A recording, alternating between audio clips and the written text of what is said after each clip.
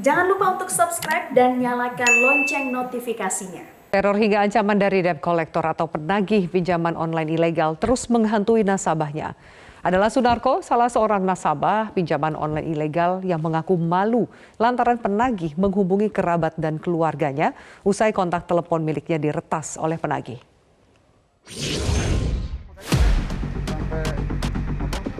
Tak pernah terpikirkan oleh Sunarko dirinya menjadi korban peminjaman online salah satu aplikasi pinjol ilegal.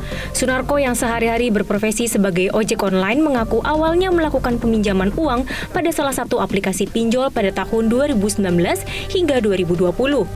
Untuk mendapatkan uang pinjaman, dia menyetor sejumlah dokumen persyaratan diantaranya foto kartu keluarga, foto KTP, dan foto kediaman. Sunarko kaget lantaran baru menunggak 3 hari saja aplikasi pinjol ilegal sudah menagih dengan ancaman dan teror yang ditujukan tidak hanya kepada dirinya tapi juga kepada keluarga dan kerabatnya. Apabila Bapak tidak membayar, ini bisa sampai kayak mau menyebarkan ke medsos gitu, pernah ada yang seperti itu, WA ke saya, sampai ke saudara saya sendiri pun sampai dikasih tahu. Saya tidak pernah ngasih nomor handphone itu ke saudara saya. Bahkan sampai ke teman-teman saya itu, saya nggak pernah ngasih tahu ke teman saya, tapi kok dia bisa tahu ya? Sampai nomor-nomor telepon teman-teman saya, sampai saudara-saudara saya juga nggak tahu, dia bisa langsung tahu. Saya malu sama saudara, sama teman kerja juga. Sunarko pun tidak menaruh curiga pada aplikasi pinjol lantaran terpampangnya logo OJK. Dirinya lalu mengizinkan aplikasi tersebut untuk mengakses kontak nomor telepon saudara dan kerabatnya melalui aplikasi. Sunarko akhirnya mulai curiga pinjol ini ilegal ketika seringnya mendapatkan ancaman dan teror dengan kata-kata yang tidak menyenangkan. Justru malah nggak tahu Mas ya, kalau lapor polisi saya harus bagaimana. Tapi di situ juga ada tertera OJK juga, saya juga, oh ini mungkin gitu sampai ya? Iya, saya percaya aja sampai sembayar loh kok. Tapi bunganya ini besar gitu doang sih Mas. Sehari itu bunga bertambah, sehari lagi bertambah, itu saya sampai bingung. Saya sampai hutang itu semakin bunga, lebih banyakkan bunga ditimbang saya pinjam yang benar-benar aslinya. Kini Sunarko sudah terbebas dari jeratan pinjaman online ilegal. Dirinya pun berterima kasih kepada pihak kepolisian yang telah mengungkapkan kasus pinjol ilegal yang meresahkan masyarakat. Tim Liputan Metro TV. Pemirsa, lalu apa yang harus dilakukan agar pinjaman online tidak lagi memakan korban dan bagaimana pinjaman online telah mengubah kehidupan seseorang menjadi mimpi buruk? Telah bergabung melalui sambungan Zoom dengan Ketua Satgas Waspada Investasi Otoritas Jasa Keuangan, Pak Tongam L. Tobing. Pak Tongam, selamat malam. Selamat malam, Pak. Baik. Dan juga akan kami hadirkan 2 orang korban pinjaman online ilegal bernama Pak Anton Sunarko dan Pak Aep. Pak Anton dan Pak Aep, selamat malam. Selamat malam, Mbak. Ya, baik. Saya akan ke Pak Anton terlebih dahulu dan juga mungkin pertanyaan yang sama untuk Pak Aep. Pak Anton, bagaimana awalnya Anda tertarik meminjam melalui pinjaman online? Dan tahukah Anda bahwa pinjaman online yang dananya Anda pinjam itu ternyata ilegal? Ya, ternyata sih awalnya tahunya dari teman, Mbak ya. Dari aplikasi itu katanya bilang ada aplikasi pinjaman nih. Ya, saya buat kebutuhan sehari-hari juga kan. Dan nggak taunya pas saya download aplikasi itu, ternyata memang benar bisa. Dan ternyata pas pembayaran itu baru setelah sehari aja, 2 hari, itu udah langsung WA atau SMS itu udah kayak sedikit di hati nggak enak, nyenakin gitu Mbak. Udah mana bunganya agak besar, semakin terus sehari 2 hari itu lama-lama kok bunganya makin naik begitu. Pak Sunarko, berapa uang yang Anda pinjam dan kemudian berapa bunga yang dikenakan? Termasuk berapa hutang Anda hari ini yang belum terbayarkan? Itu waktu saya pinjam dari awal 500, itu bisa jadi 700. Dari 1 juta, kalau sampai 1 bulan, kalau sampai seharinya nggak bayar, bunganya itu bisa sampai 1,4, 1,5 gitu Mbak. Itu sangat besar sih menurut saya, sampai saya bayarin, saya pinjam lagi, saya bayarin bulan besok karena kebutuhan saya pinjam aplikasi yang lain lagi gitu Mbak. Jadi saya sampai benar-benar terjerat bunganya aja, itu bunga sama pinjaman malah kok gedean bunga gitu. Pak Sunarko, jadi saat ini Anda meminjam dana melalui berapa pinjaman online dan berapa total dana yang hutang Anda yang Anda miliki? Itu ada yang dari aplikasi 500.000, 1 juta, terus ada yang 700, sampai 1,5 juta tuh saya ada pinjaman itu. Bahkan tapi bunganya itu kok, lama-lama kok saya bunga semakin jadi saya itu mau bayarnya jadi besar, Mbak. Mungkin ada beberapa aplikasi memang yang belum saya bayar karena bunganya besar banget, Mbak. Mengalahi dari pinjaman pokok yang pertama. Iya. Anda mengecek nggak itu pinjaman online itu ilegal atau legal? Nah itu dia kayaknya saya pas pinjam itu kayak ada tulisan OJK-nya gitu, Mbak. Yang kayak otoritas Tulisan jasa OJK keuangan. di mana, Pak Sunarko? Ada di bawah pinjaman aplikasinya itu. Oke. Ya, saya tekan, saya mungkin perlindungan ini mungkin bunganya kecil, nggak taunya pas tagihan, kok bunganya besar. Jadi semua utang Anda ini berasal dari aplikasi pinjaman online ilegal atau ada yang legal? Ilegal, Mbak, ini, Mbak. Ilegal Saya semua. iya. Oke, boleh saya tanya lebih jauh cara menagihnya seperti apa? Nada ancaman yang mungkin pernah Anda terima? Waktu pas pengancaman sih dia sampai WA ataupun SMS, apabila Anda belum membayarkan juga, akan kami sebarkan data-data Anda. Maupun sampai bilang mengancam sampai mau menyebarkan ke medsos. Kemana, sampai Pak? ke media sosial, katanya mau disebarkan ke media sosial. Iya. Oke. Pernahkah Anda melaporkan ancaman ini ke pihak yang berwajib? Belum, Mbak. Saya ada WA-nya ke debt kolektornya itu sampai bilang ini Anda akan saya laporkan ke pihak kepolisian. Katanya saya menipu uang yang telah saya pinjam. Oke. Pernah saya Jadi dapat WA ataupun SMS seperti itu. baik, Anda diancam akan dilaporkan ke pihak Iya, kepolisian karena tidak bisa membayarkan. Iya. Oke, baik. Pak Sunarko, terima kasih. Saya akan ke Pak Aep. Pak Aep, bagaimana awalnya ceritanya Anda tertarik meminjam melalui pinjaman AE? Maksud kami, Pak AE, melalui pinjaman online, ini ilegal atau legal tempat Anda meminjam ini? Baik, Mbak Mafi. Awalnya kan saya direkomendasikan sama temannya, emang pas waktu itu tuh lagi butuh buat kebutuhan sehari-hari. Begitu itu teman nawarin nih ada aplikasi nih pinjaman online. Nah saya nggak nanya itu legal apa ilegal. Nah saya coba-coba daftar, yaitu verifikasi kartu KTP sama verifikasi muka. Nah begitu saya download, saya daftar masukin data-data. Begitu saya coba klik, kan di situ ada tertera ya tenor 90 hari, bunga rendah. Nah begitu saya klik, ternyata di ACC di dalamnya ada 3 aplikasi gitu. Ada yang satu aplikasinya 1,6, ada yang 1 juta, ada yang 2 juta. Nah sedangkan yang cairnya tuh ke rekening saya, misalkan dari 2 juta, keterimanya ke kita cuma 1 juta biaya adminnya yang gede, yang besar, serta tenornya yang 7 hari itu, Mbak. Nah dari situ saya bahkan mau langsung mengembalikan pinjam 1 juta harus bayar 2 juta. Saya di situ sempat bingung kan karena kalau dibayar uangnya kurang juga gitu, Mbak. Nah setelah 7 hari sebelum jatuh tempo sih udah diteror juga, Mbak.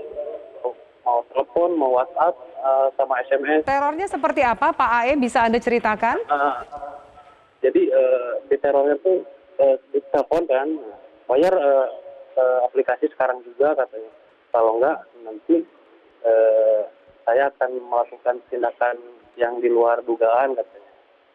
Pertama gitu itu. Nah yang paling parah sempat mengancam saya dan keluarga saya gitu, bahwa kalau nggak sampai dibayarkan juga keluarga Anda semua saya akan di-share sebagai penjahat, bandar narkoba dan lain-lain. Nah di situ kan saya sempat kayak depresi gitu, bingung juga Mbak kan, karena terus ditekan, terus dipressure gitu kan, hampir tiap 10 menit ganti-ganti nomor WhatsApp. Anda menerima ancaman itu, Pak AE? Ya. Iya. Apakah Terus ada anggota keluarga Anda lain yang menerima ancaman yang sama? Atau nomor kontak yang ada di telepon Anda yang menerima ancaman itu? ada, tolong bilangin katanya ke atas nama ini dia udah membawa kabur perusahaan, kalau tidak akan ditindaklanjuti. Oke. Baik, Pak Sunarko dan Pak Ae, kita harus jeda. Pak Tongam, kita sudah mendengarkan cerita yang kurang lebih ada benang merahnya hampir sama. Bagaimana kemudian dua narasumber kami ini terlibat pinjaman dengan pinjaman online ilegal, dibelit dengan bunga yang tinggi dan mendapatkan ancaman membuat mereka kemudian menjadi terganggu bahkan depresi. Saya minta tanggapan Anda, Pak Tongam, usai jeda. Tetaplah bersama kami.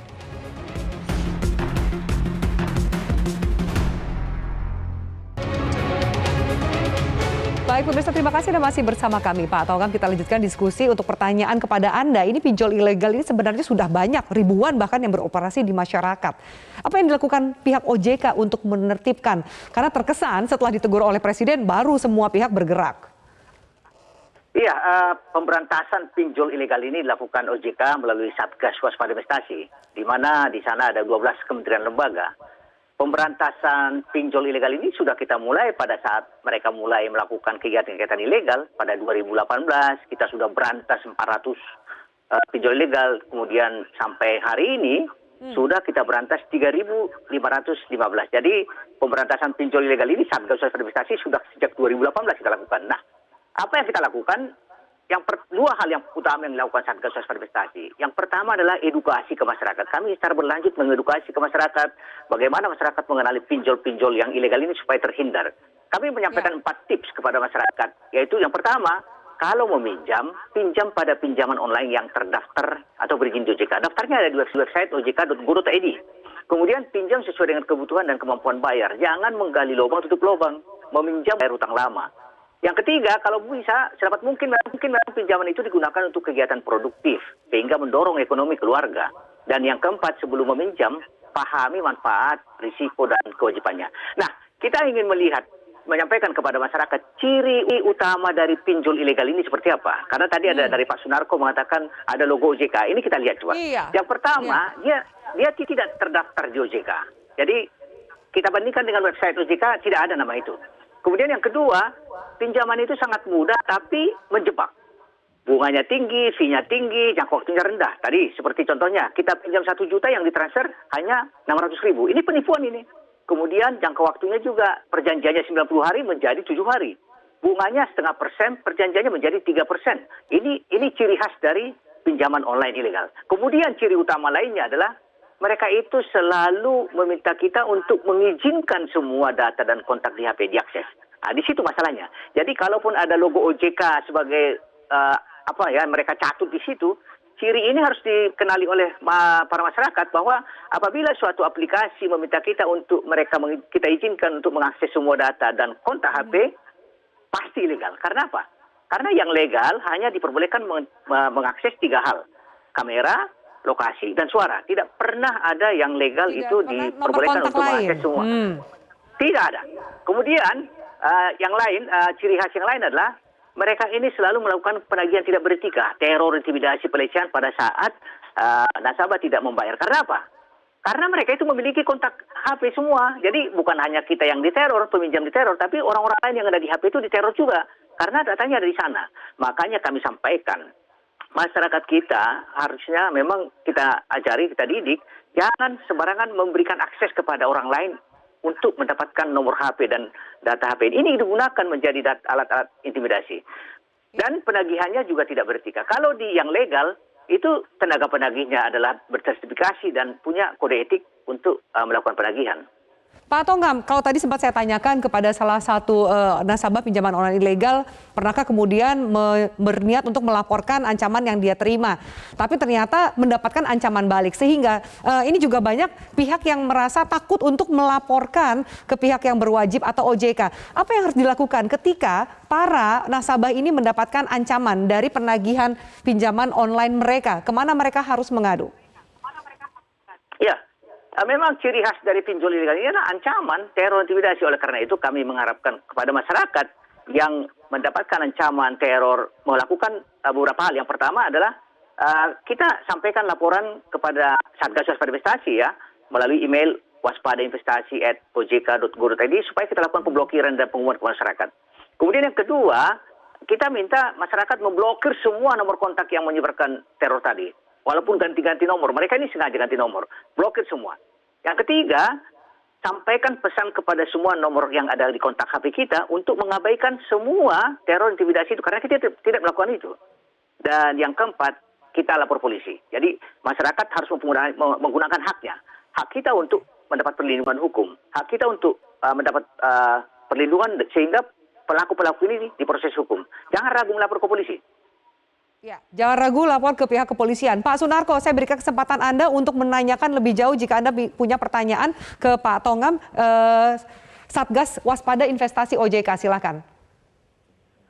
Ya, terima kasih Pak atas ininya. Mungkin mudah-mudahan yang sudah digerebek sama pihak kepolisian Republik Indonesia tidak ada lagi untuk korban-korban seperti saya. Apakah Anda ingin menanyakan sesuatu soal hutang yang Anda miliki dari pinjaman online ilegal Anda? Ya cuma masih udah berapa bulan ini sudah nggak ada ancaman lagi sih Mbak dari pihak pinjaman online. Sudah tidak ada ancaman, jadi Anda tinggal menyelesaikan kewajiban Anda kepada mengembalikan dana pinjaman yang Anda miliki. Baik, Pak AE, apakah Anda ingin menanyakan sesuatu mengenai pinjaman yang Anda miliki kepada Pak Tongam? Baik, selamat malam Pak Tongam. Terima kasih atas informasinya kan. Jadi kita lebih paham ya terkait gimana caranya untuk melakukan pinjaman online. Karena kenapa saya tidak lapor ke polisi atau otoritas jasa keuangan sendiri, karena pas saya udah berapa lama nggak buka aplikasi, dari kurang lebih saya pinjam 3 juta kurang, sekarang udah 48 juta tagihannya Pak. Nah, bagaimana sih Pak untuk mungkin cara melapor kepada polisian? Terus ya saya sanggupnya membayar pokoknya saja gitu, yang ditransfer sama pihak pinjol, saya sanggup untuk membayarkan karena itu kan kewajiban ya. Sedangkan kalau untuk membayar 48 juta, saya kan pikir-pikir lagi gitu. Nah itu seperti apa sih Pak? Terima kasih. Baik, Pak Tongam, ini kan hutang dana yang dimiliki tadi kita tahu bahwa ternyata bunganya menjadi terus membesar dan membengkak dan mereka tidak punya kesanggupan untuk membayar. Mengapa? Apakah tidak ada peraturan dari OJK untuk mengatur bunga dari pinjaman online, dan termasuk silakan Anda tanggapi bagaimana jika ternyata orang yang meminjam hanya mampu membayar pinjaman pokok di luar bunga. Silakan Anda tanggapi, Pak. Ya, terima kasih. Jadi memang bunga ini nggak diatur, apalagi yang ilegal ya. Tidak ada pengaturannya. Mereka pasukannya aja orang kejahatan. Ini kan para penipu ini semua ini, pelaku pinjol ilegal ini. Yakinlah, kita itu sangat dirugikan dengan pinjol ilegal ini. Nah, apa yang bisa dilakukan oleh Pak AEP adalah pertama memang bisa kita minta restrukturisasi sebenarnya. Kita minta bahwa kita ada permintaan untuk penurunan bunga, perpanjangan jangka waktu, penghilangan denda, sehingga bukannya kita nggak mau bayar. Kita ada niat bayar, tapi bagaimana ada bisa meminta kita. restrukturisasi, Pak Tongam? Jangan-jangan psikis nasabah juga sudah terkena dan takut. Iya, itu yang pertama. Yang kedua, kita sangat mengharapkan masyarakat kita jangan meminjam untuk menutup utang lama. Gali lubang tutup lubang ini yang berbahaya. Harusnya memang pada saat pinjaman pertama tidak mampu dibayar, jangan coba-coba membuka pinjaman kedua. Yang terjadi adalah gitu, gali lubang tutup lubang. Padahal kita nggak menikmati loh, nggak menikmati. Pak AEP dan Pak Sunarko itu pasti nggak menikmati pinjaman kedua, pinjaman ketiga, hanya untuk menutup yang lama itu. Nah itu. Nah, kemudian kalau memang sudah ada ancaman, tadi saya sudah sampaikan tipsnya, Tetapi Pak Aep, kami sangat mengharapkan dengan bukti-bukti teror, intimidasi, screenshot itu menjadi bukti nyata ya untuk dilaporkan ke polisi supaya ditarik ini. Kami sangat mendorong proses hukum pada pelaku ini untuk memberikan efek jerah kepada pelaku dan masyarakat yang mencoba-coba untuk melakukan pinjol ilegal. Oke, Pak Tongam, saya mau tanya lebih jauh, apa status dari pinjaman nasabah yang pinjolnya ternyata ilegal dan kemudian ditangkap polisi? Apa status pinjaman atau hutang nasabah terhadap pinjol yang ilegal ini? Nah, ini kan pinjaman ini kan hubungan pribadi ya. Artinya kalau dari kami sih bagaimana menyikapinya ya tergantung pribadi-pribadi. Kalau sudah dimasuk ke ranah polisi, ya kita ya nggak tahu juga gimana ya hasilnya. Tapi yang pasti ya, prinsipnya hutang ini tanggung jawab kita yang harus dibayar. Tetapi kalau memang sudah penipuan seperti itu, hutang kita cuma contohnya 1 juta tapi bergulir terus menjadi puluhan juta, ini juga penipuan sebenarnya. Oleh karena itu kita perlu sikapi sebenarnya, jangan sampai terjebak di pinjol ilegal deh. Oke, jadi status pinjaman nasabah yang pinjolnya ternyata ilegal dan digerebek polisi itu otomatis lunas atau tetap harus melakukan pembayaran, dan pihak mana yang berhak melakukan penagihan, Pak Tongam? Ini memang rumit ini karena kami menganggap ya pelaku ini adalah pelaku penipuan ya, artinya apa yang menjadi kewajiban dari nasabah peminjam ilegal ini melebihi apa yang seharusnya kan gitu kan. Pak Sunarko dan Pak Aep ini meminjam hanya 1 juta contohnya, tapi kewajibannya puluhan juta. Oleh karena itu memang perlu kita sikapi bahwa ya harusnya memang bagaimana ini menentukan persoalannya ya tergantung proses hukumnya nanti di kepolisian. Oke, jadi tergantung kepolisian nanti bagaimana prosesnya ya. Jadi saat ini masih belum bisa diketahui status pinjaman nasabah yang pinjolnya ternyata digerebek oleh pihak kepolisian ya, Pak Tongam ya. Belum ada titik terang atau jawaban yang jelas untuk mereka menanyakan status pinjaman itu ya. Iya, benar. Oke, baik. Pak Tongam, Pak Sunarko, Pak Aep, terima kasih banyak untuk diskusi kita. Semoga menjadi pelajaran semua. Saya doakan juga Pak Sunarko dan Pak Aep bisa menyelesaikan kewajibannya dengan cara yang baik dan juga manusiawi. Terima kasih atas diskusi ini, Bapak-Bapak sekalian, dan juga pemirsa. Kami akan lanjutkan Prime Time News usai jeda dengan informasi aksi unik diperlihatkan Marcus Gideon saat melawan pasangan Malaysia dalam gelaran Thomas Cup 2020. Sesaat lagi.